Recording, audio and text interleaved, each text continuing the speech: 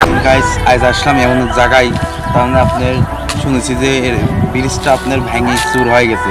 আচ্ছা দেখেন, এটা দেখেন ব্রিজটা এমন কত সালের যে ব্রিজ, মনে হয় কল্পনার বাইরে। দেখেন ওই দেখেন, এখন এখানকার স্থানীয় লোকের সাথে কথা বলবো, দেখি ব্রিজটা কবে কত সালে হয়েছে।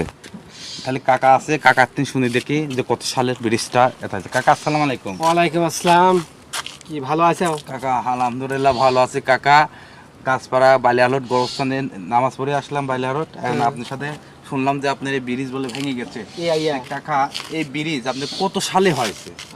আর ভাইস্তি কয় না, কি এই 1965 সালে আমার দাদার মুখে শুনেছি। ওহো, কিন্তু এইগুলি ভাঙেছে কি জন্য জানো? কি কারণে? এগুলি তো ভাঙার কথা না। এইগুলি এই ব্রিজটা মনে করো যে বাইরে চায়না শুধু চায়নার দেশের লোক দেশে এই ব্রিজটা বানানো হয়েছিল। আমরা কিন্তু গিরাতে দিছিলি ব্রিজটা কিন্তু ভাঙবে না।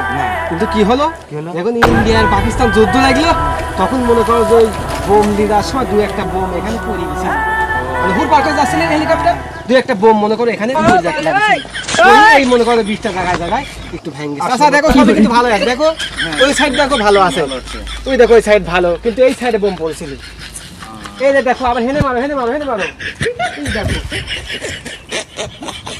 কাকা আপনি অনেক কিছু শুনলাম, ধন্যবাদ আপনি বলার জন্য। তুই তোমার বাসা কোন জায়গা? বাসা হলে কাকা হলে কাশীনাথপুর, বয়রা কাশীনাথপুর। আচ্ছা আসো তাহলে আসলে কাকা আসসালামু আলাইকুম।